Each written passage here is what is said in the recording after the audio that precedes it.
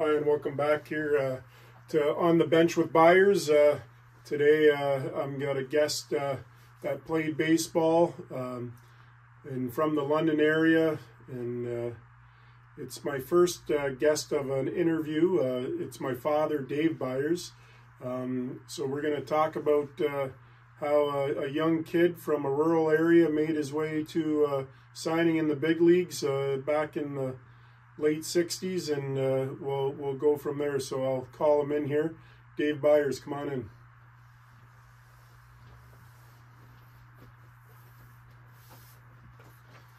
Thank you, my son. Yeah, so here we are. I got my notes because even though I know stories, we're sharing his story, and I may even learn some things as well. So I got to have a bit of a path here of how I'm doing this, because I've heard a lot of the stories and met a lot of the people, but we're going to share it here with you guys today. So I'm going to call my father Dave, as his name is. So Dave, where did you grow up? Yes, well, first of all, I would like to just clarify, I didn't play in the big leagues. I signed with a big league team and played in the minors, just so everybody knows I'm not somebody I'm not.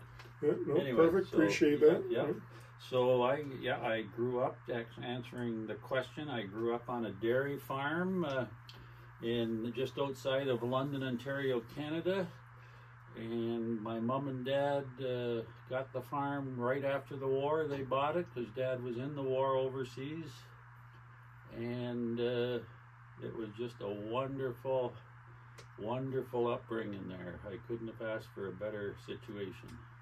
So as you were growing up in the rural area and you were playing sports, did you have any siblings that were also athletes? I had a sister who was a very good athlete. Yes, she played high school basketball and volleyball, and played fastball, women's fastball, was a very good pitcher. So yes, there was some connection with sports throughout our family. My dad was from a baseball family. My two uncles were probably two of the better pitchers that ever pitched in this area. And one of them, my one uncle coached me in Pee Wee Bantam baseball, and was wonderful. I couldn't have asked for better. And my grandfather Byers, which would be Bill's namesake, great grandfather William Byers, he was a great pitcher in the area and made one of the first ball gloves in the area back in the 1800s, late 1800s. So there's a lot of history in baseball. He taught me how to pitch in front of the, we had a little area in front of, between the barn and the house, and my grandfather Byers lived with us later in his life when he became elderly. And I can remember him teaching me how to pitch, and he'd wind up and he had arthritis and he would fall flat in his face following through with the pitch. Like, he was pretty intense about it, but a great upbringing. I couldn't ask for a better Well, I was going to touch on that as well. So you were on the farm, and back then everyone had to be hands on deck, but you were allowed to do these training and practicing and getting away to go play ball. I was very lucky. My parents were, Dad was very a proponent of me playing sports if I worked at it. And he would not go watch because he'd be home milking cows. Mom would drop me off at the ballpark, and then she'd come home because she worked in the barn like a man. We didn't have a hired man.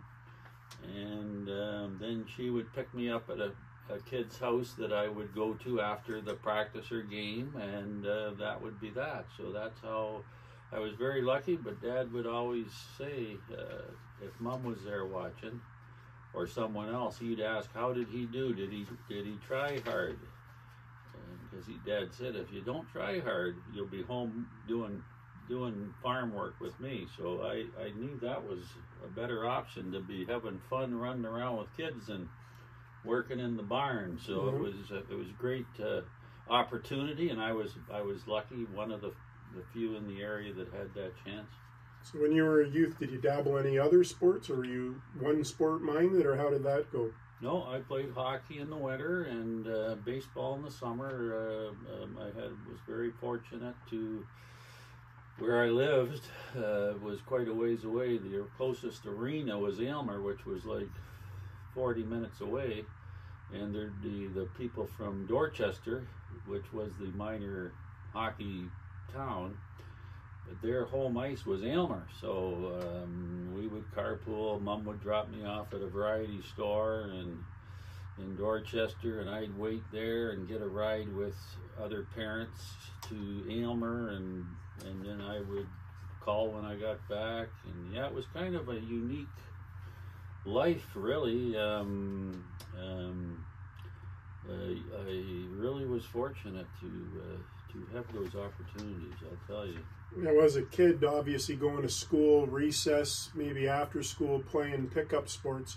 But back in that time, you know, there was the radio and only a few channels on the television.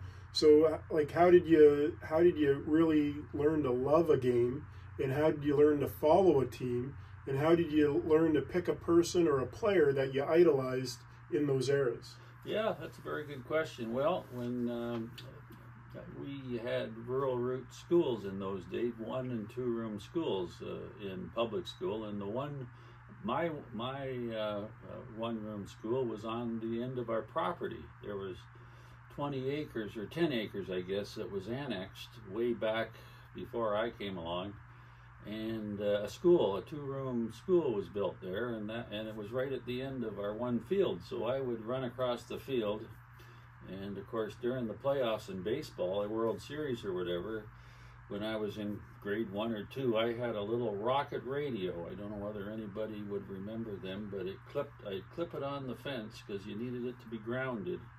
And you put the other earplug in your ear, and there was an antenna that came out of the end of the rocket. And I would listen at recess in the afternoon, because the World Series games were always in the afternoon in those days. And I would listen to the ball game.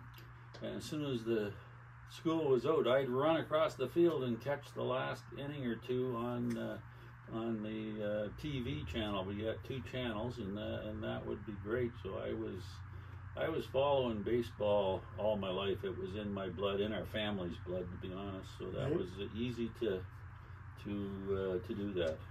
Now, as a kid, did you have a lot of friends that were into the sports as well, or were they being stayed home and being on the farm, or being in the country where your nearest neighbor could be a couple, miles down the road? Did you have friends that would interact and play the game with you that helped you drive to be better, or did some of them not be into the game and you had to have playtime and then practice playtime with other friends at that same age group? Well, it pretty much all my friends and acquaintances, and even in the rural community, a lot of the guys were good ball players. Like it, I wasn't the only one that was any good.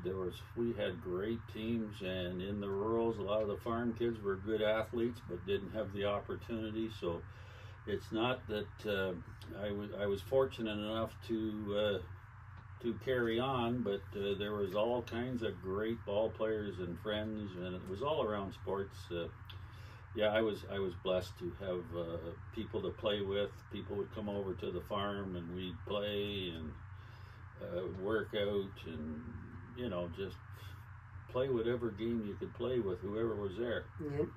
Now, this is my first interview here. I don't have a camera person, so my father and I were just going off the cuff here, but maybe I could have you aim at the camera there. Yeah. Sorry about that. Yeah. So now we'll move on from being a youth. Now you kind of hit your high school days. Now, is this where you focused on, for some people who don't know, you were actually a 2-sport athlete. You played hockey and baseball. Is that where you focused on 2 sports, was when you hit the high school level? And tell us a bit about the journey in your hockey path to where you had to, as you went through high school, to where you had to make the decision on which one you were going to follow. Yeah, well, it was pretty much laid out, I guess, pretty well. I loved baseball. I loved hockey, but hockey was secondary to my love for baseball, so it was easy as I got into more serious stuff that baseball was going to win out. I played 1 year of junior football in high school, and Dad said, "That's enough of that. You're going to hurt yourself for baseball." So I didn't play any more of that, but the hockey started about the time football was on too. I played junior C hockey in my younger years, and that in Ingersoll, and but in baseball, getting back to that real quickly, when I was Pee-wee in baseball in Dorchester, there was Pee-wee, Bantam, and Juvenile. And of course, a lot of the guys were farm kids because we all come from the country out there. And so in the summer, some of the juvenile guys were busy on the farm and they'd be short. So the juvenile coach would call our house and ask me if I could, go to Tupperville or someplace, London even. London juveniles were in it. And so I'd play second base for the juveniles when I was Pee-wee, so I was always kind of used to playing up. So you were like a call-up at the time? Yeah, they were short guys, and Dorchester had a phenomenal ball team in juvenile. It was one of the best in southern Ontario, so we would beat the London Juvenile All-Stars, and it was we had some great players. My goodness, it was a great place to play, but I remember the first time I went, these guys were older guys, juveniles, and I'm sitting in the middle of the back seat. We're going to Tupperville to play against Tupperville, which was down by Dresden, which is further west of London. And the one guy who was a great ball player, I won't mention his name, he opens his duffel bag and pulls out a beer and starts drinking a beer on the way to the ballpark. And I'm thinking, I don't know about this, but It was a great bunch of guys, though. But now, you were talking about how you guys had such good baseball in the Dorchester area. mm-hmm. I got this picture here. Again, no camera person to zoom in, but this was, what year is this, in a provincial championship team? Yeah, that was in 1961, and I would be 9 going on 10 in the fall, because my birthday's in September, the end of September. And we won the Ontario Championship in Tyke against a team from Beaton, Ontario, which is up near Barrie, Ontario. And we beat them 2 games to 1 in a best-of-3 final. We knocked off teams all around London, and they'd knocked off teams all around Ottawa, Kingston, and so we ended up meeting. But we were C population, because Dorchester only had 900 official residents, and the surrounding area made them a C classification for population. So we only played off against C teams, but in the London Suburban League that we played regularly in all season, there was an A team, Mountsfield, Byron, Southwest London, Huron Heights. They were all, Huron Heights would have been C like us, but we played above our caliber population-wise, and Lambeth was in it. We would actually come out on top of those good high caliber teams, and that made us a better team, obviously, because we played above our size. So. Now, in that era, in the 60s there, would there have been coaching staff that were players in their day that were at the higher levels, or were they just fathers that were giving their time to help grow the sport in their area and the players? We're very lucky. The coaches in the competitive teams I played on were all very good ball players in their own right. So they were there for teaching us, to develop us as people, and they were just great role models. I mean, you couldn't ask for better people to hang out with, and they were like your family, to be quite honest. So, very fortunate to have great coaches. My Uncle Vic was probably one of my better coaches in that youth, because he was a fantastic ball player himself. But like you say, being only 900 residents, it's like family. Yeah, everyone knows everyone. Yeah. So it's pretty amazing the support you can get. Yeah. Now, I just wanted to touch on the high school level. You talked about a little bit of football. Just want to talk about some people that you may have played with in those eras. So an example would be, there was a gentleman who's a good friend of yours who's passed on now, Glenn Weir. Yeah. He played football, and my interviews are going to be about people of eras, of times, how they made it to next levels. So back then there was no internet. You couldn't, you didn't have VHS and beta back then yet to send different teams, videos of yourselves. But out of that group in that small area, Glenn Weir went on to play in the CFL. Mm-hmm. Dave Hutchison, who you played junior C hockey with, went on to have a career in the NHL.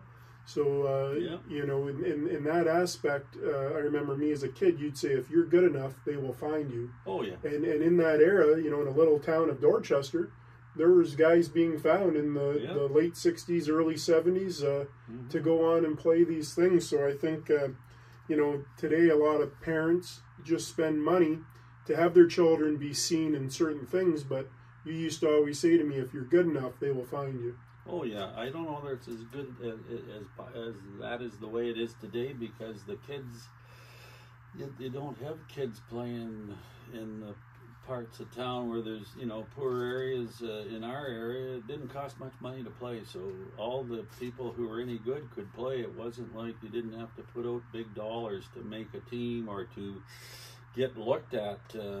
So it's kind of very elitism now, more than when I was a kid. You could be from the worst area of London.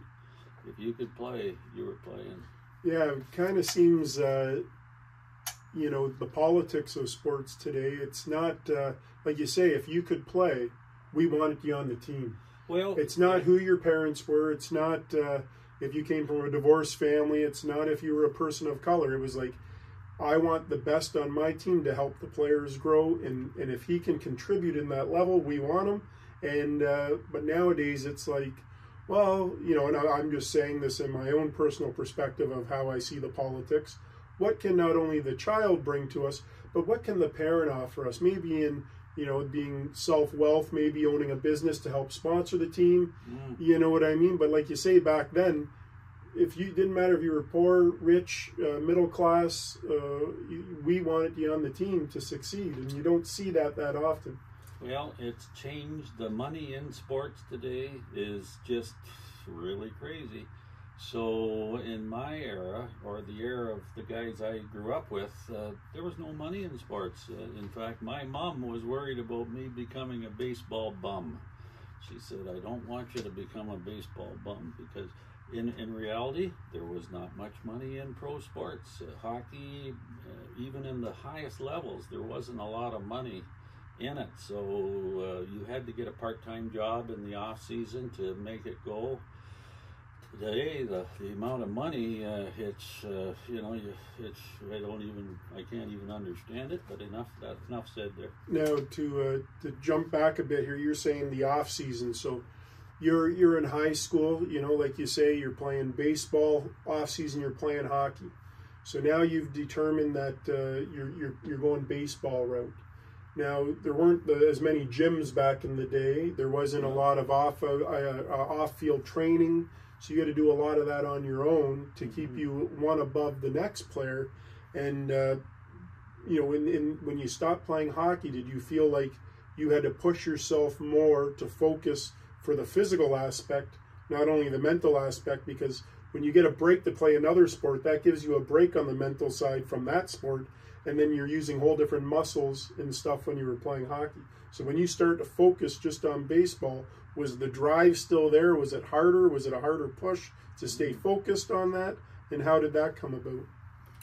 Yeah, no, the two sports were good. I think you got to give, again, this is my own opinion, whether it's true or not for most. I think it's good to have a break from your main sport, get away from it, do something different, take that break. Too much of one thing is not good.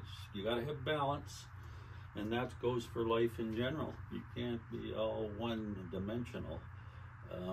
Do a lot of things, play a guitar or whatever you do. You change around and be more like that. I would guess that's kind of the way I was brought up. Mom would be a proponent of that. more than Dad. Mom was so adamant that I get grade 13 high school. She says, you got to get your high school diploma. So I think she was happier that I got that than anything else I ever did, to be quite honest. She was didn't want me to just be a one-dimensional person. So you're playing baseball. You've decided that that's the route you're going to play. What level and what division league, I don't know what it was back then, were you playing when you got noticed by a major league team? Well, I guess when I was 15, probably playing juvenile a bit, you know, people start to see that you can compete with the older guys. And then in junior, I was fortunate enough to try out for junior when I was 16 going on 17. So you were trying out for an age group above Yeah, you. 21 and under. Junior A baseball, and London Chester Pig Diamonds was the team, and they were in the junior inter-county, and that league was very, very strong. Sarnia Drawbridge and Knights won the Canadian Junior Championship. And anyway, when I tried out, I wasn't figuring on making it when I was that young, because it was 21 and under, and there were some fantastic ball players. Anyway, I made the team at shortstop that year in 1968, and then after 2 or 3 games, there was 2 of us who were young, a right fielder, Wayne Smith, and myself made the team as really young guys. And the London Suburban League basically made us come back and play midget all-star for London, because they said the juniors were pillaging their better players. So I went back, you know, I was just a young buck from the farm. I went back and played midget all-star that year. So if we could say it, even back then there were politics. Oh yeah, well yeah. It's like, again, you were good enough to make a team. Yeah. The team want you to better the team. Yeah. But the lower level where you should have been playing realized that if we could bring him back, that might make us a better team. Yeah. It's weird how they can hold you down like that. You know, we you know, when I was younger, you being my dad, I played hockey, and I always played a year up. Yeah. And then all of a sudden there was meetings, and not just myself, there was a few other guys, we always played up, and then they stopped that. And it's like, when you can be the best at your ability, but you can be middle class of the group above to help you project yourself higher, it's crazy how they can hold you back on that you know, it could deter some kids, because some kids might be that good and they might be like, I'm not coming back to this league, or they come back but now they don't give it their all. Because they're frustrated of where they should have been. Yeah, sure. Some people know where they should be, and other people think they should be somewhere where they shouldn't be. Yeah, for me, that didn't really bother me. They were a good, great bunch of kids on the midget team and great ball players. We had a great team. Like, you know, it's pretty equal. Yeah, some guys rise above it. The reason I made that 68 team was because the shortstop on that team had just signed a Detroit Tiger contract. Yep. And so he wasn't going to be there all season, so they thought they'd move me in. But I'll tell you, there's 5 or 6 other guys that could play as good as I could. I'll be honest with you. It's not that different. Like, you can throw a hat over most of the players, and it's being in the right place at the right time, having a good game when people are watching you. And that's what happened to me in '69 when I got signed by the Cardinals. They were... Well, I'd go to the when I was 15 and 16, to backtrack, Reno Bertoia, who played for the Detroit Tigers, and Harry Moore, who was a Detroit Tiger scout, they would put on baseball clinics on Saturdays at London Labatt Park in London, and they would send out information to the different teams of anybody who was at a certain age group who wanted to come in and participate at those clinics, which were free, which was amazing. It was from 9 in the morning on every Saturday through the summer, or at least for a month maybe, 4 Saturdays or whatever. Reno and Harry would come up and put on a clinic, and they'd use some of the juniors who played for the London Chesterfield Diamonds, who were like a top drawer team. And they used some of their infielders who would, Reno, who was the infielder, he would teach those guys what to teach us young kids. And they were like our mentors. And of course, then I ended up playing with them in junior the next year, so that was kind of fun. So you had professional people at the professional level come for free Yeah. and give a clinic. Yeah. And so like nowadays they call that a prospect camp or something like that, where probably it's $1,500 Yeah. to go. Yeah. And back then it was free. Like you say, the times have changed where it didn't matter what your upbringing was or your financial status, it was available. If you wanted to do it, it was there. And yeah, Reno was fantastic. Teacher. He was a high school teacher in Windsor, so he had the summers off, so it really complemented his job. And yeah, so that was great. So I got to get trained better than I would have, you know, because Well, that was the off season, the summer, or I guess it would have been, no, well, you still would have been playing at that time. So you were playing and doing a camp at the same time. Well, it was Saturday 8 to 4. Yep.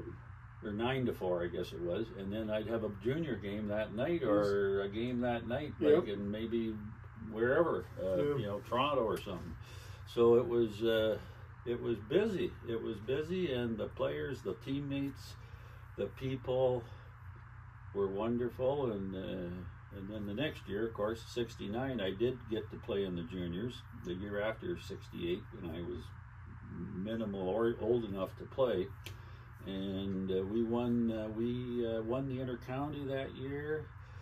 I was playing senior that year with the London Pontiacs, which were the senior intercounty team. I was playing junior and senior, and we won both. We won the junior intercounty. We knocked off Sarnia, who won the Canadian Junior Championship. We beat them in the finals of the intercounty. And then I played with the Pontiacs, and we won the senior intercounty major, which was good. So I was very fortunate. I played outfield with the seniors and played shortstop for the juniors. So '69 was a pivotal year for being seen or thought at for a team. So you played juniors and you played seniors. And I signed that year. I signed in the fall of '69. Yeah, the guy from Pennsylvania, scout came up and signed me that fall, and probably October, November, somewhere in there. So how did that go? Did you get a phone call, or did he show up at the Diamond? Well, they were following me. They were coming to the games, keeping an eye on what I was doing. They had some bird dogs in the area too that were watching. Like scouts? Just guys that knew baseball who Oh, were okay, that had affiliated, contacts like in Reno, Yep. you know, guys who were keeping an eye on things. And they were looking for certain players, and I guess they were looking for a middle infielder, because that's was what I played, and I could play outfield. Didn't matter where I played, to be quite honest. But yeah, Reno would have put the word out, I'm sure. So now this, they come down to sign you. This was the farm back then where you were living, and they come to the farmhouse, obviously down the big long gravel road to almost the dead end to come see you. They show up. Was there talks before they got there how it was going, or they just knocked on the door and you guys were... You knew it was happening. Yeah, that was all predestined. I knew I was going to sign, but you know, it's funny, down in the pros, in my era, all the guys either came from the ghetto or they came from farms or small towns. There was not hardly any from a big city. It was just different. It was rural, and so when you went down, it was like nothing changed. You're with people like you grew up with.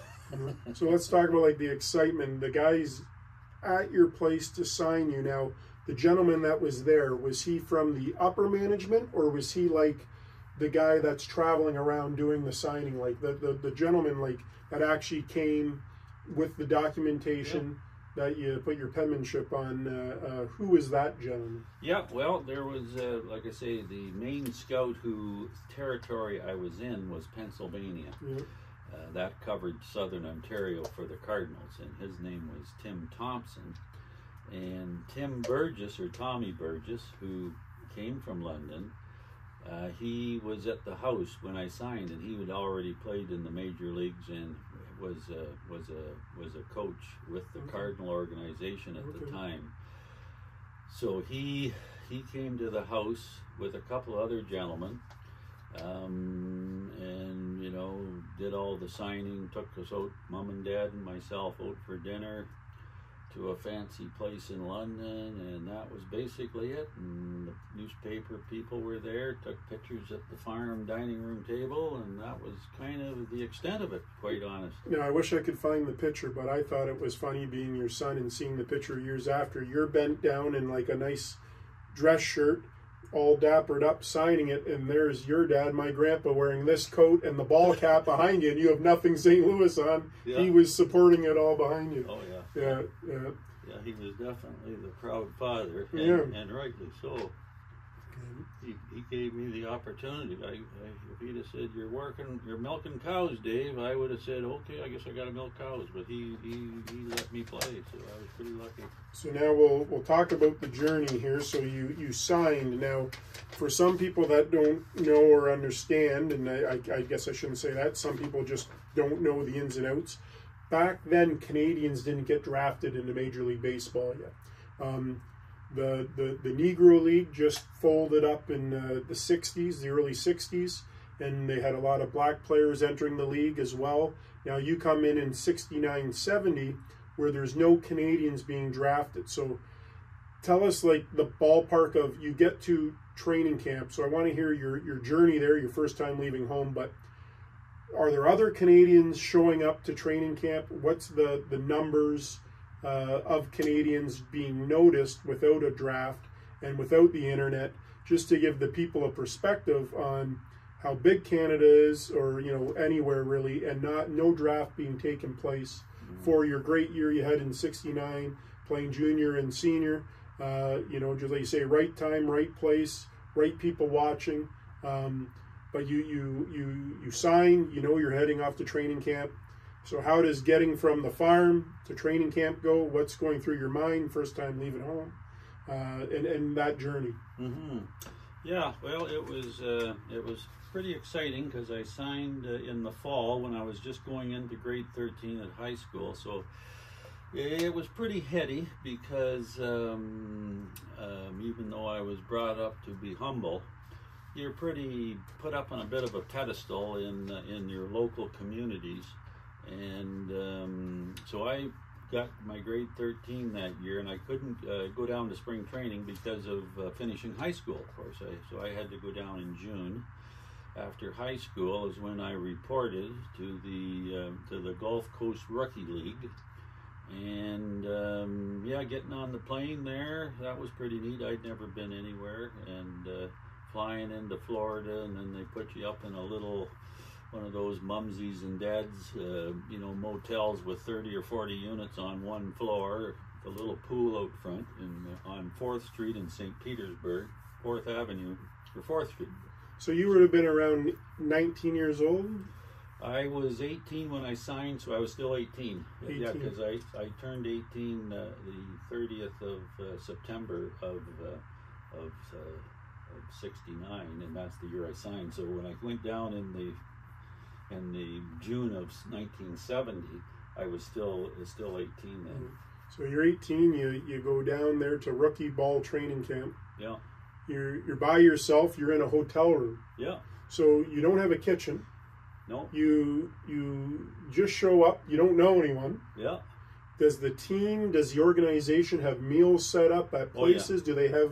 Do they have fitness times, like the regiment? You get there, is it everything you thought it was going to be? Were you flabbergasted and been like, I'm here? Like how does an 18-year-old from Dorchester from a farm look at this? Yeah, it was really well set up. The farm, not the farm director, but the transportation guy who set everything up, got you your work visa, sent you some cash, You weren't out of pocket at all. Everything was paid for. It was well done. The farm director was an interesting guy. So the farm team director of the big league, of the minors. Oh, of the minors. Minor leagues. Yeah, he was a wonderful guy. Bob Kennedy was his name. Probably a lot of people in baseball would know Bob Kennedy, and his son played a bit. But Bob, I remember going down for just jumping ahead a bit. My first spring training, which was the next spring when I went down, Bob Kennedy. I always had long hair as a kid, a little offshoot on that. My dad, when he'd be going to the feed mill in Dorchester, and I'd be in the truck, and he'd drop me off at the barber shop, and he'd say, "Get your hair cut." And I'd stand outside, wouldn't go in, and he'd come back and with his feed, and he'd say, "Get in the truck." And I never went in for my haircut, So I go down for spring training. Again, I'm jumping ahead of here, but this is a funny story. And Bob Kennedy, the farm director, when he's signing us all in at this big table, and we're going through getting our uniforms and whatever measured up, and a schedule of where we got to be, because there's all kinds of people like me down there. I'm not the only one. It's a big operation, pro baseball. And anyway, he looks at me and he says, "Geez," he says, "it must have been a cold winter up there." He says, "Have your hair cut by tomorrow morning." Because, other than the Oakland A's, which I should have signed with them because I would have fitted in better with them. But they had long hair, but everybody else had hair, and I got my hair cut. I did it, but he was funny, and he says, "We only got one Canadian in the organization." This is after he gave me a bit of crap about my hair being long. He says, "We only got one Canadian in the organization, and right now it's you." So at that time, no Canadians get drafted. You were the only Canadian on the Cardinals. On the Cardinals organization. At that time, yeah. At that time, they got rid of. There was a pitcher who went to Boston who was in the big leagues, and then there was a guy before him who was a third baseman from New Brunswick. His first name was Scott something, and I can't remember his last name. But we never overlapped. Like, they were gone when I come in, and then, like I say, it was a different time. Now, do you think it was at that time, was it a risk for Canadians from bringing them up, or knowing in some parts of Canada we get snow and they didn't know the work ethic would be there, or why was it a different time than to only have one Canadian in their organization? Yeah, because it was pretty pro-USA at the time. The major league sports were. There wasn't, the Cardinals were one of the first to embrace the Caribbean guys. Yep. They had more guys from the Dominico and Puerto Rico than any other team back in my era. So the floodgates were opening, saying anyone in the world that's an athlete, we want them now. Just starting at around that time. Yeah, well, there was guys before me from Canada, like Frank Coleman. But not an influx, like you say, just one still. But it was opening up to that that around that time. Yeah, and the Negro League had closed, so there was more of those getting opportunities. Mm-hmm. It was tough for them, and it's been the South. It was ugly. I felt so bad for them because you wouldn't treat your dog the way they got treated. Yeah. Well, at the end of the day, a team member becomes a family member. So yeah. So you show up to training camp. You're at rookie ball camp. So your first camp was directly to rookie ball, or did you go to minor A? So you went right to rookie ball camp. Everybody goes to rookie ball, no matter the first draft choices. Everybody kind of's got to learn the program of the organization, because every organization has its little differences of how they operate, different plays, different. Now you're talking about different teams of different operations, but the big St. Louis, how they did it, the AAA did it, the single A did it, the A plus, the A minus, rookie ball, all did the same. So if you ever got called up, you knew exactly how to do it. You knew where to get in, and so that's pretty neat. And you get to at spring training, you get to interact with all the players too. Like you get to see who's playing Double A or whatever. And now, when you look at that as that's your competition for his position, or you look at that you're still part of, you're under the umbrella of one family, but he's got your place at the table. Oh yeah, no, it's true. It's different than amateur sports. Amateur sports really are better from a team aspect than pro, because in pro you're individuals playing on a team, whereas in amateur you're playing. You're not getting. There's no stepping stone usually. You're playing at this high level of amateur, and you are. You're closer to your teammates because you're not. Everyone's equal. Everybody's equal. Yeah. It's much better. I mean, it's harder because you got to have a job when you're playing amateur to be able to do it, or have a wife and people who let you do it, because there's no money in it really other than expenses. Yeah. Yeah, just your expenses, right? Yeah. So you do first year rookie ball there, and that went well for you. They asked you to come back to camp the next year. Yeah, well, rookie ball was good, interesting, because you don't play like there's other teams with the Gulf Coast Rookie League has all kinds of major league teams in that league. Yeah, all different farm teams for. But you might have 40 guys who signed with the Cardinals. They can only put 9 guys on the field. Yep. So you're playing inter-squad. You're playing every day. Yep. But your stats aren't getting recorded unless you're going against another team. And that's what shows up in So your a lot stats. more inter-squad games than playing, there were actual league games. Yeah, and you don't know anybody, so they'll say you're going to wear the away uniform today. Yep. And the other guy will wear the home, and you play each other just as like you're playing a game. Kind of like a road hockey game. Everyone throws the sticks in the center, and you're throwing them each side. Yeah, and you don't know anybody anyway, so it's like, it doesn't really matter, who you're playing. Yeah. And they're teaching you their ways of things, different subtleties, the way the Cardinals want. And in a way, I didn't know much when I went down there, even though it was good ball up here. The pro end of it is totally different. And so it was like, gosh, I didn't even know how to put my shoes and sandies on, or almost would be that type of thinking. Yeah, back to the basics. Just an example. Yeah. But so it was really good. Enjoyed it. So now you're in your second season. So you say everyone goes to rookie ball. Now your second season, where do you go? What? How does that play? Where do they determine you fit now in the hierarchy of the big squad? Well, I was still a bit of a newbie because being a Canadian, and of course they had me playing shortstop, which was fine because my arm was. You can talk to anybody I played with. They said nobody wants to play catch with Byers because he throws so hard. Yeah. So I ended up playing shortstop, and in a farm system, there's only 5 shortstops, including the big league guy. Yeah. You can play different positions, but so there's not a lot of openings. I went to the Northwest League, which was a low Class A, and it was a short season, so I had extended spring training.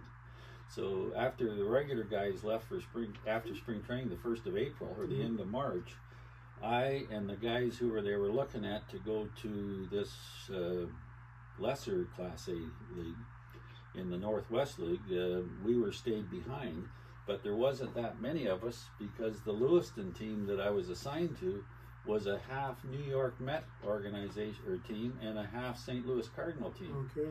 And so now they're sending people from both squads there. So now not only are you fighting against your own guys, you're fighting against guys you still haven't even seen. Well, you aren't fighting because you're well for a position though. Like I played shortstop, the whole year, other than when I hurt my arm a couple of times and had to sit out. But I played every game in that league and hit okay, like maybe 280, something like that.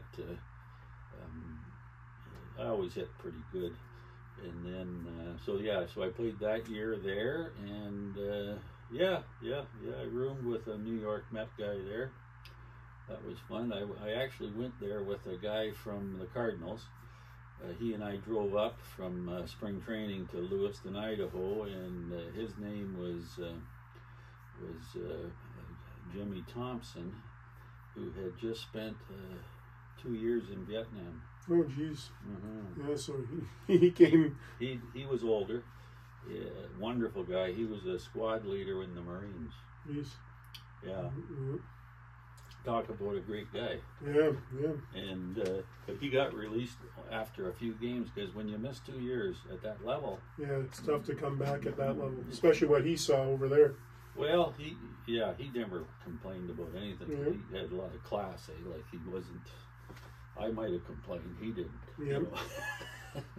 So you finish your second year and you're playing minor A. Would that be or was it just A ball in your second year? Yeah, that would be considered low A. Low A, okay. Yeah, it's still, like when like there's guys going from there to the big leagues. Oh yeah, it's kind of one of those things that's. So it's not much difference between the big leagues and minor league, to be quite honest. Like now in baseball, there's winter leagues. So back then, though, you came back to Canada. Yes. And you worked on the farm, or did you go pick up a part-time job, or like because some of these guys, they may have been playing all over, or going back to their state in the States where they could have maybe played ball because it was nice weather. Yeah. Where you're coming back to Canada now in the off season, and you got to get a regular Joe job. Yeah, more or less that was the way it was. I had a chance to play winter ball 1 year, and I chose to come home. Okay. Now, when I came home, I lived on the farm with Mom and Dad, but they were already, because I'd been away, set up to get along without me. So I ended up getting a job. Just trying to think. The first winter, I got a job at a gas station, kind of doing mechanical things, changing alternators. Was that the Beaver Gas? Yeah, that was Beaver Gas in London here. And then the next year, my second year back, I got a job at Canadian Pittsburgh Windows, anodizing aluminum, extrusions for windows and doors. Somewhat a physical job, though, keeping you in shape, or was it just a job and then you still had to do a lot of? Yeah, I had a membership at the Y and worked out at the Y and worked out with people there that I got to know. Nobody I knew initially. And just kind of lived on the farm, helped out a bit, but not like Mom and Dad were set up then. They had a hired man that they had helped them after I was gone. So now you're 2 years in, you're going back for a third year. Where's your mindset, and how many guys that you did first year and second year with have moved up the ladder? And where did you think you were falling in coming into your third year? Well, it's a very good question you're asking, because in the minor leagues, you only stay around 3 or 4 years in the minors, and if they don't see you if they don't see you in a big league uniform, you're gone. Okay. Just because there's a whole new crop coming every year of guys like me. Yep. And they give you a chance to improve, and if they don't see that in their vision, and then another team might be interested in you, so you might jump around a little bit before you finally, the light at the end of the tunnel hits you, because it's hard to get to the top. It's a tough thing in the minors. You're not there long, probably same in hockey. I don't know hockey that way, but you can only play so many years in the minors and you're done. It's one of those things.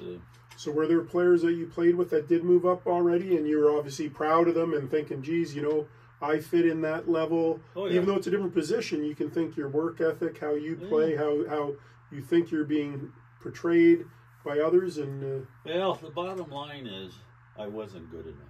That's really what you got to look in the mirror. So you were already thinking that after year 2? Oh no. No, that's what I'm saying. We're going into year 3. I'm thinking of that now as I've got older.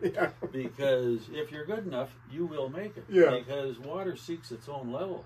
So you're always hoping to get better and fine tune things and that. But it's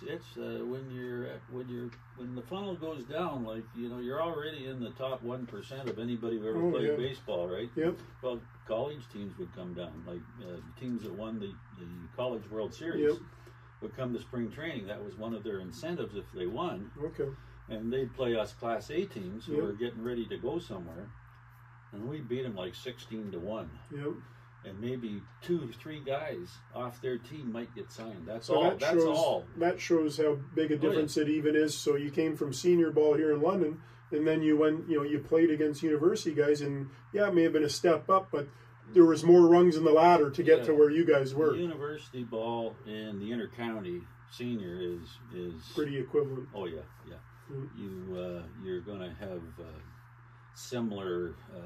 It's not a lot different, to be quite honest.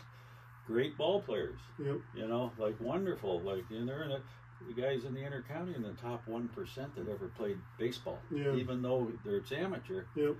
Still pretty good ball. Oh yeah. Yeah, it's pretty good ball. So you show up to year 3 training camp. Where do they put you in their rungs of a ladder here, and they're from the big leagues to the stepping stone? Yeah, I think I was doing pretty good then in year 3 when I went down. I was holding my own hitting and fielding. I could make the play in the hole. That's the thing at shortstop. If you can't make the play in the hole and you don't have a strong enough arm, the shortstop's not your position. So shortstop is meant for somebody with a good arm, right? And I wasn't fast. I was an average runner. From home to first, and I'm a left-handed hitter, from home to first, I think I was 4.1 seconds, and the fast guys were 3.9. Yep. So that's a huge difference. Yeah. In 90 feet. Oh yeah. Like that's like I was walking. So now you say that because I remember you used to tell me you needed to have 2 of 3 things. Yeah, for an upper level. Yeah, you need 3 of 4. 3 of 4. Yeah, you got to be able to do 3 things. You got to be able to hit, run, throw, hit, run, throw, field. They can find a place, but it's mainly hit, running, and arm strength. Like you got to have a strong arm. Mind you, if you can hit really well, and you're much better than anybody else, they'll find a place for you. Yeah. You might be DHing now because the National League even has DH now. In the old days, it didn't. Yeah. And everybody played. But anyway. So you completed year 3. You felt like that was one of your better years. You've learned the ropes a little. Well, year 3 was interesting. Spring training, I hurt my arm. Okay. I was to leave to go to Cedar Rapids, which was a regular Class A. It wasn't high Class A, like California League, but like it's which they call A+ now. Yeah, it's like you can throw a hat over all of it. Like if you're a shortstop in one of them and you're doing okay, you can play in the other one. It's that way. But so I got injured. I hurt my shoulder in spring training of my 3rd year, and I had to wait. I was in extended spring training like I was the year before, but not because it was I was going to a short season team. Yep. It was because I was hurt. So I was down there till the 1st of June getting my arm going again because it was done. Yep. I pulled a muscle in it, and I couldn't throw. I could still run and hit, but I couldn't throw, so I stayed down there. So the 1st of June, they sent me to where I was to go in April. Yep. And I joined the team in Cedar Rapids and played pretty much every day till I got released the end of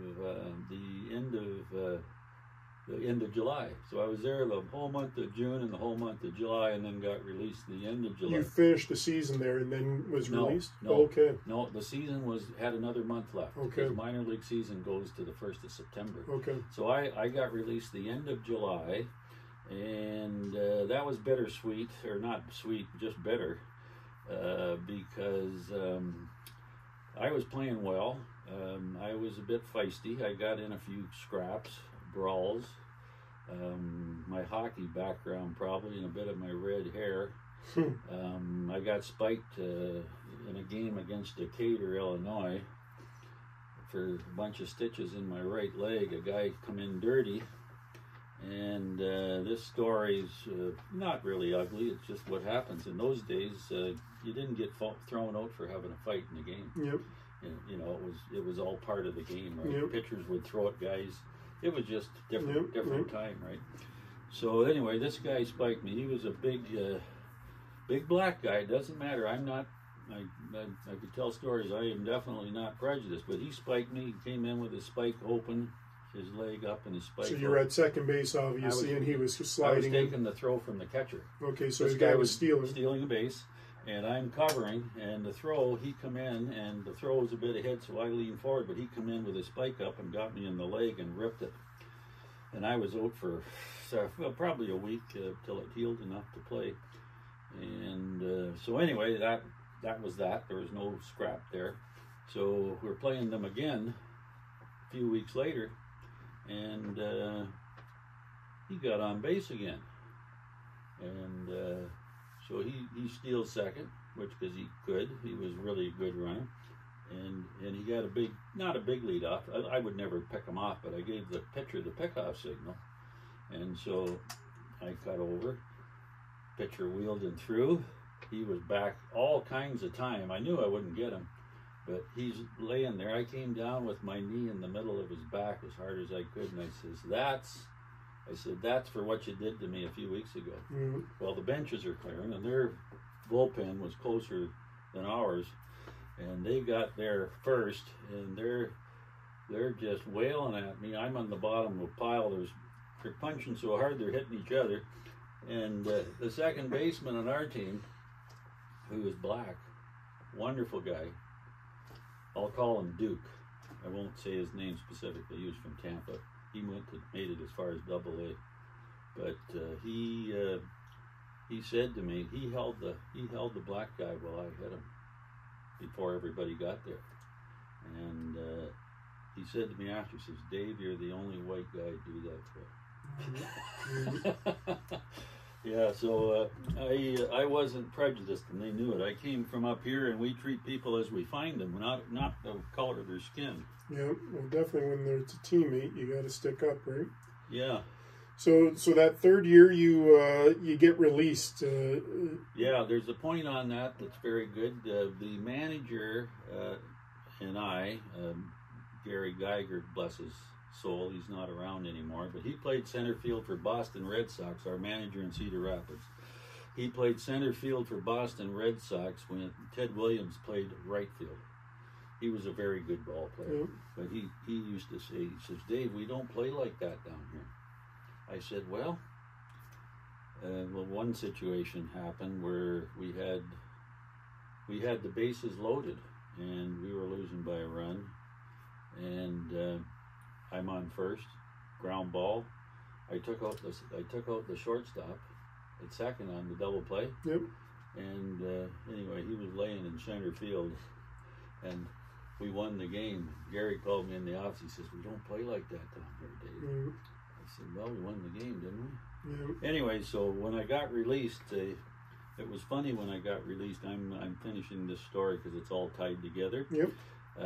When I got released, the game late July, last day of August or July, I guess. We're playing. I don't remember who we're playing, but we won the game 2-1, and I hit a 2-run home run. Yep. And in the Kernels, at the bottom of the article, it says the Cardinals have made some changes in their organization. There was a guy released from Modesto, and it says, and on the Cedar Rapids Cardinals, Dave Byers is released. Yep.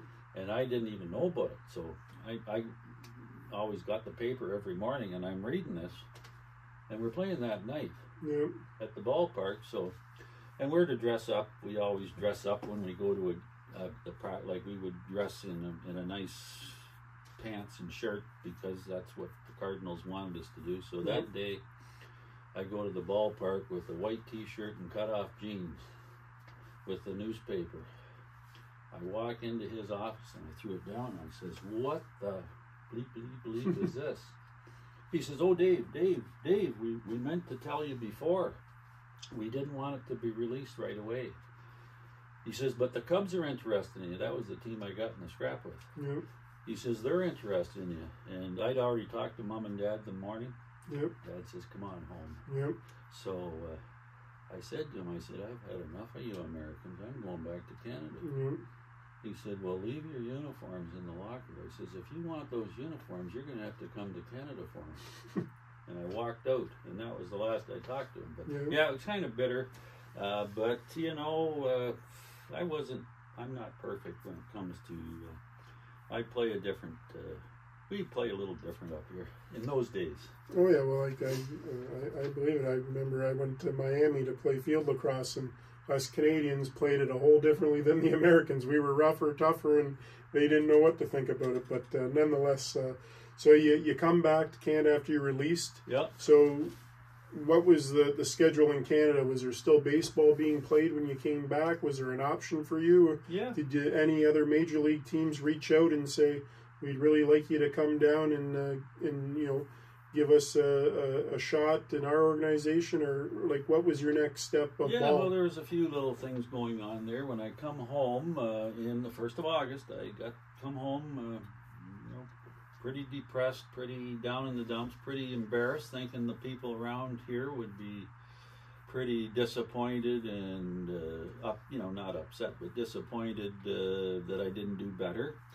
Mom saw me tripping over my bottom lip around the farm, and Dad wanted to know if I wanted to take over the farm, and I said no, I don't want to do the farming thing.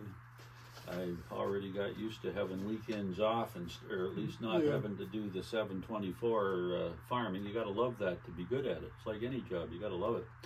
So anyway, so Mom called the guy who was managing the London Majors inter-county senior team and just said, is there anywhere Dave can play, because he needs to do something.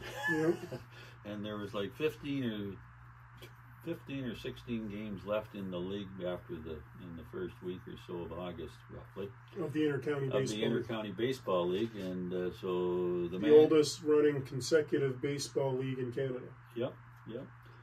Yeah, so Roy McKay, who was the manager of the London team at the time, he phoned the league, and they said, yeah, he can play for Cambridge Terriers, or Galt Terriers they were called at the time, and because they have no chance of making the playoffs, and I won't impact the league standings by playing. Yep. So that's what I did. I went and played for Galt Terriers for 15 or so games, and it was wonderful, guys. Like, teammates are my favorite. So you've come back, you played, 15 or so games in inter-county. Now, a full year goes by. Was any major league team reaching out? Or at that time, your mindset was, I'm back in Canada, I'm going to go get another path lined up and go this road? Yeah, no other teams were interested except for the next year in '73, my first full year back. I'm playing with London, and I'm working for the communications company I started with. It would have been a week after I got home from down south. First week of August, I went and applied at 3 or 4 places, and one place hired me right then.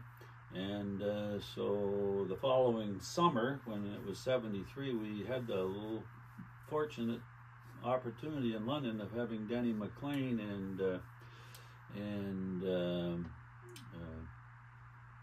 catcher Price was his name. I'm drawing a blank here, but anyway, Denny McLean played for us, and Denny had some connections with the AAA team in Salt Lake City in the Pacific Coast League, and he mentioned to me, he says, Dave, he says, if you want, he says, I'll send you down there for July and August, and you can play down there for the rest of the summer. He says, I know people down there. Yep. And I said, no, I've already started a job, and it's probably the best thing to do is stay up here and play, and that's what I did.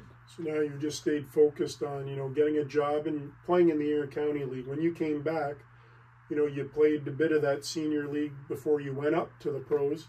And did you feel like you came back and the league got better, or you just fit right in and a lot of the same guys are there? The league is very good. There is anyone who follows the inter-county league knows it's not far off. It's not far off pro baseball. We've had some great guys. Mike Kilkenny, for instance, would say it's as good as AAA. Mm-hmm. And at any given game, it is, because there's wonderful games. For Mike Kilkenny, you say that, who played in the big leagues. He bounced around for 5 or 6 years, and he was rookie of the league with the Tigers. And Fergie Jenkins come back and play. Fergie played with us in '84 and a bit in '85, and mind you, he was 40. He was at the end, but he even played in the inter-county part of 1 year before he signed. Okay. back back 20 years earlier. Yep. So the Intercounty is a well-known league. We've had a lot of pros. Jesse Orozco played. Like I could name a whole list of guys that were And big still to leaguers. this day, there's still a lot of guys that came from AAA, AA, Single A that are playing in the Oh, yeah. Intercounty League now. We've gone Yeah, and you- watched and yeah. still see that today. You can throw a hat over, like they're in the top 1% of all ball players who play in the Intercounty, and Yeah. there's players that are filling in gaps because they're you need somebody in amateur ball. It's hard to go to a ball game and sit on the bench. You want to play. Mhm. So you're back now. You're playing in London for the full season. You got a job now. How is it balancing a job with the baseball life, where before Wow. the focus was just baseball? Well, number one, it's not going to be your livelihood or your dream. Your dream is over. Yeah. So Now it's for fun. Now it's for fun, and you have to have the type of job. A lot of the guys who played in the Intercounty were school teachers, salespeople who had flexible schedules. There wasn't a lot of blue-collar guys or tradespeople because, as you know, They couldn't get the time you off. can't get the time off. You've got to be there, punch the clock in and out. I was fortunate in my job that I became a manager for the years pretty much I played, so I had some flexibility, and I also had a family, a wife who let me play, who could see that I enjoyed it.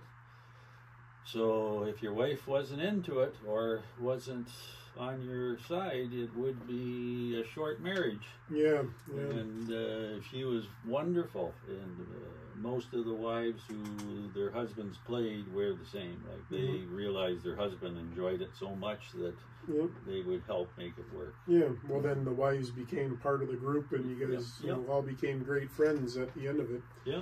Now you played on 3 different teams in the Intercounty. Who were they? Yeah, played for, of course, London Majors. Played for Galt Terriers, just 1 month when I came home, and then I played 2 years in Waterloo Tigers when I was transferred with the telephone company to Toronto for 2 years. So that was fun. So you had a long career in the Intercounty Baseball League. Yeah. Throughout that time, you had some home run or hitting titles. You had the record in home runs with the London Majors till a couple years ago when Brownlee just surpassed you. You also got inducted into the London Sports Hall of Fame in 2015 as a team member with the London Majors. That's a big feat amongst itself. They take teams and players and coaches and everything into that. That was a big thing for you, I'd imagine. And did you ever think that playing a kid's sport at the highest level you could have all these accolades and be remembered and honored with them?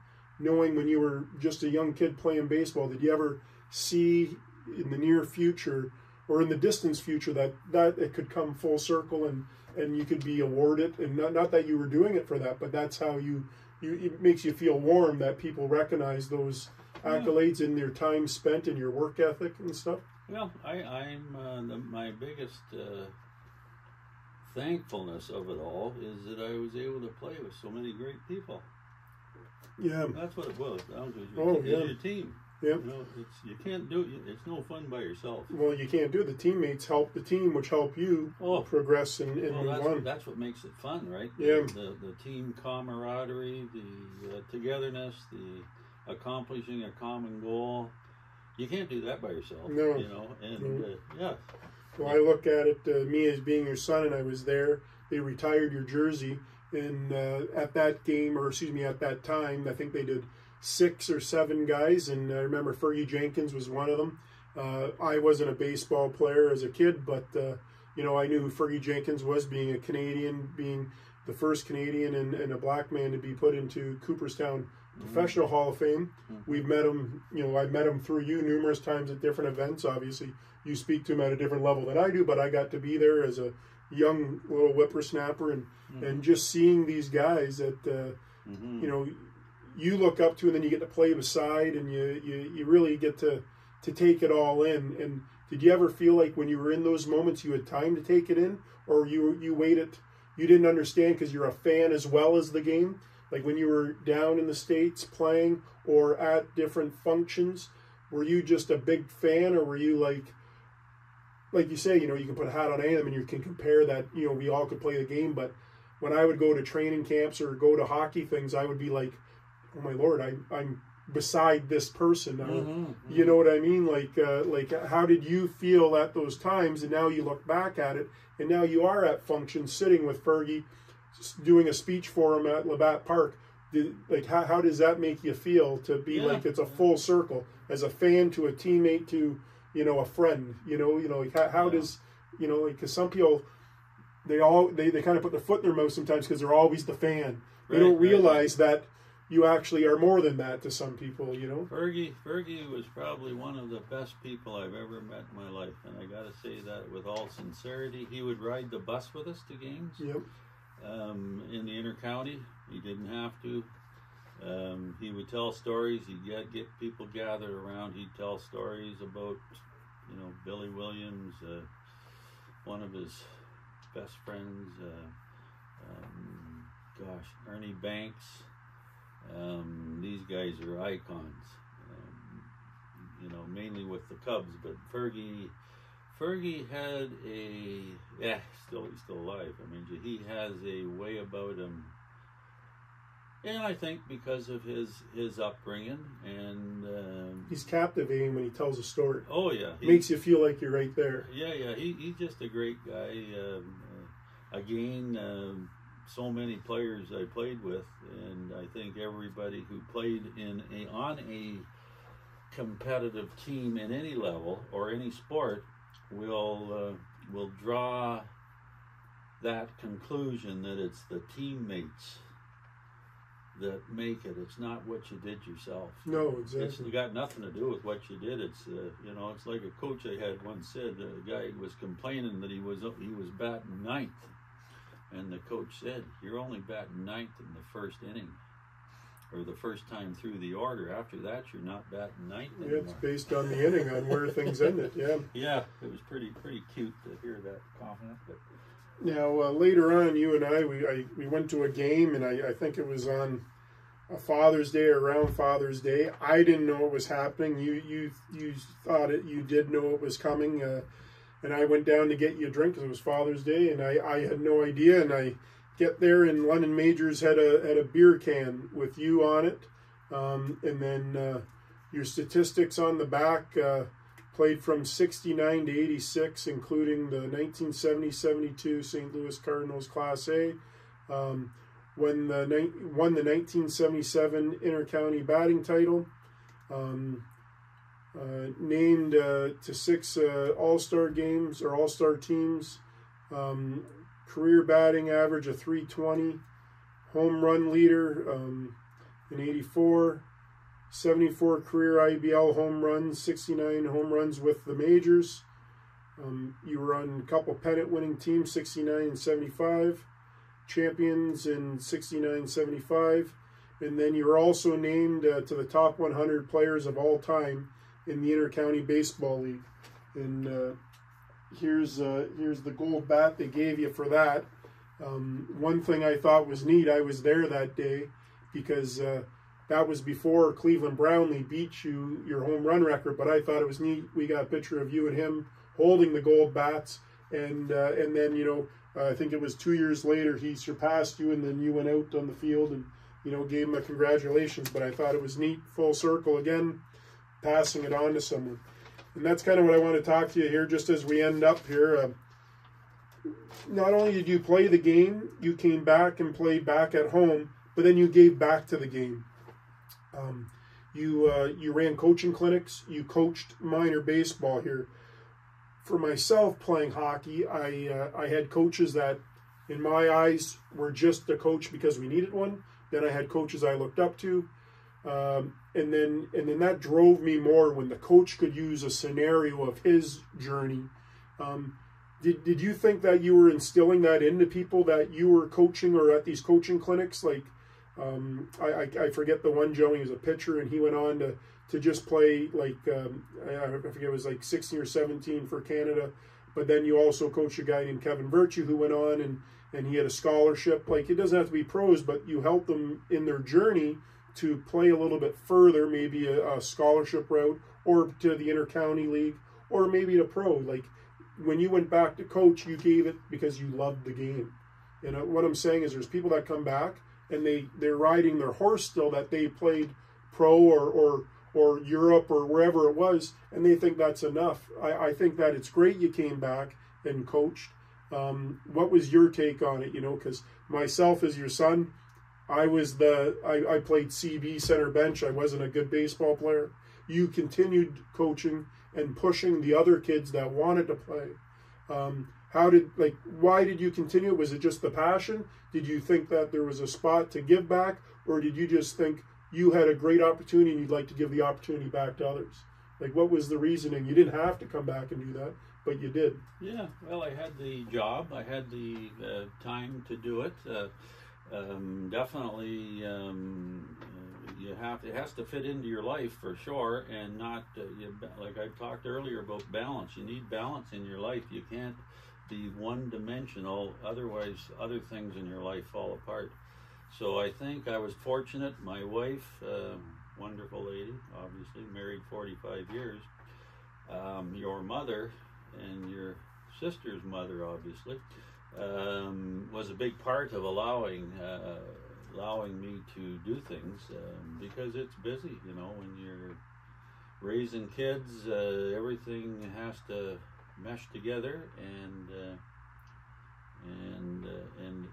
yourself, you were a phenomenal athlete. I probably pushed you a bit too much, which wasn't good, but that's another story, another time. But definitely your abilities in sports were probably, you had more talent than I had, but different.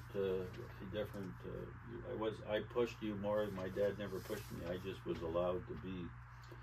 And that takes a lot of pressure off you. Yeah, it does. You aren't expected of. My dad would say, picture up there, he'd say, I was the worst ball player in the family. But he says, I got the ball player. Yeah, true. So these are like your opinions, your thoughts, just going to go down on a few things. Yeah.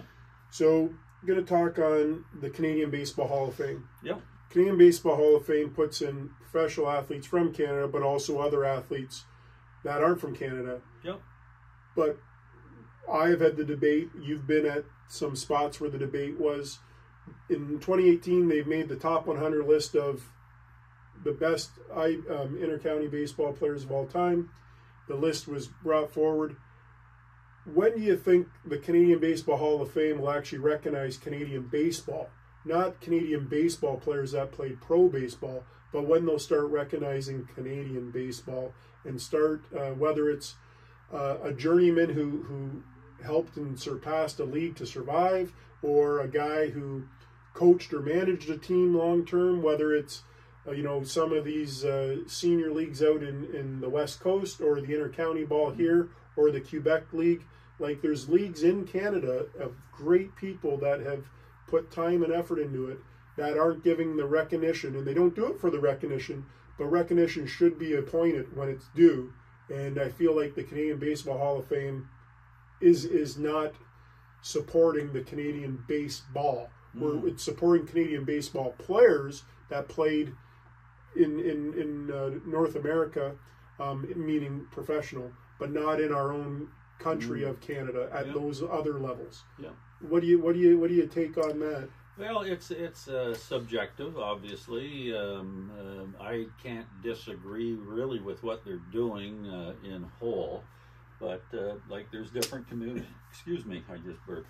There's different communities, like, for instance, the Delhi Sports Hall of Fame, the Ingersoll Sports Hall of Fame, the Dresden Sports Hall of Fame, the Chatham. Yeah, like each community has their own. Each community has their own opportunity to acknowledge those people, right? And there's the Beachville Museum, which is about baseball. they can recognize. So I don't think you can put the blame on the Canadian Baseball Hall of Fame, because you know I do agree though that what you're saying. I agree that they would probably get more people through the front door if they made it more inclusive, to include some of the longevity of amateur leagues, even fastball. Though there's a sport that doesn't get the recognition, and that's as tough to play as baseball, because it's a pitcher-batter confrontation, the same thing. So, you know, there's fastball is overlooked when it comes to, but it's not baseball, so I can see it not being. It's like I go to the Hockey Hall of Fame and I walk around. You know, they've got East Coast, they've got Colonial, they've made it about hockey, not just the National Hockey League. Yeah. They've got the World Hockey in there. They've got, you know, they've touched on every aspect of it. And I think that's what can draw people to it. And no one thrives to be the best at the A level, but if there's people that are the longevity of that level and they were the best at that level, they may not want it, but when there's awarded, you have to recognize those other leagues that help project people to get to the big league. And I just think that it would definitely help draw people as well. They would get, like, because they're kids. If say, you know, Joe Blow was in there for fastball pitcher, as an example. I know it's baseball, but it just a bad example maybe. But his family's going to go. Whereas if it's just somebody from, you know, Wyoming, USA that's in there because they played in the big leagues for Toronto Blue Jays or Montreal Expos. They're not going to go to see that because they don't have any. There's no connection, right? So it depends on what their objective. If they want to get people through the front door to get more monies coming into it, it's a tough call. Like you say, you're 1% of a person to make it to that level. So we have a lot more Canadians in, you know, Bryce Harper. We got a lot more Canadians in the Major League Baseball, but to recognize these other players, because we only have one Canadian team now.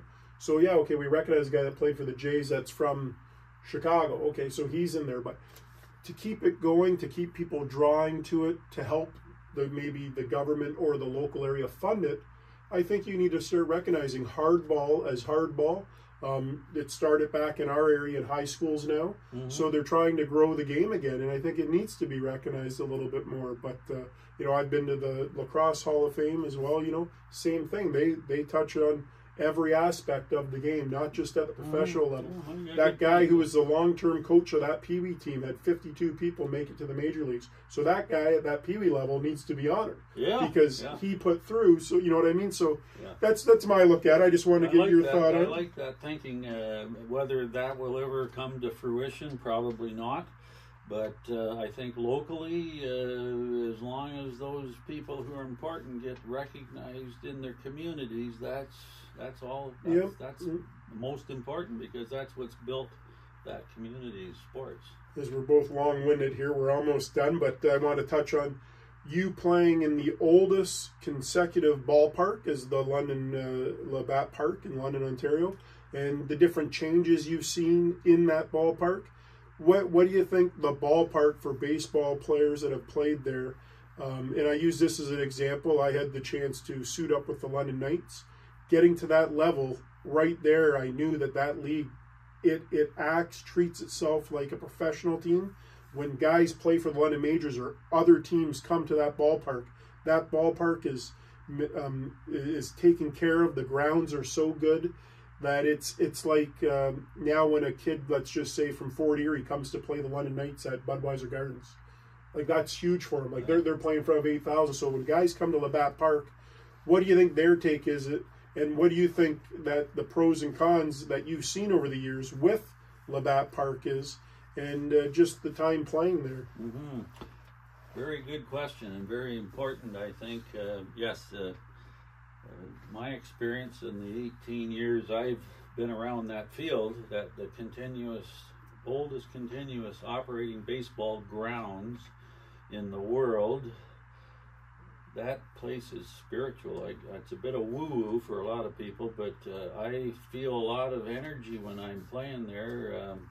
When I was there, when I go there just to watch now, it's like the ambiance of nothing like it. I can remember spring trainings there many years, smelling the grass in the spring, like doing push-ups, putting my face right into the grass. Mm-hmm. And before a game, it's quite emotional because there's a lot of your time, a lot of your life. A lot of spirits there, a lot of people who played there, their spirits are still there. They are like from the 1925, actually back in the 1800s when it was Tecumseh Park. A lot of the spirits are there at the Forks of the Thames. There's a lot of wars fought there with the Indian War, the War of 1812. Different wars were fought at the Forks of the Thames. So there's a lot of spirits. History. There's a lot of spirits that are there floating around. And for me, when I was playing there, the time I liked the best was when I was on the field when they were about to play the national anthem, and it was dead silence. And you'd be facing the flag in center field with the buildings of downtown London above. And for that few moments of the national anthem, that was peaceful. Like it was like crazy. It was the moment you had to take in. You had to absorb that. It was my moment. I might have had a tough day at work with situations, and things may not have gone right. Maybe I had an argument with the missus leaving to come. But that split second, or that moment, when the national anthem was played, before the game started, and you're sitting there with your hat looking at the flag. Mm-hmm. Pretty special. I always liked the field because the river's right behind it, and then in right field, the road's right there. I always kind of liked how it had so much going on besides there's just a baseball diamond right there. Yeah. That's what I liked about it.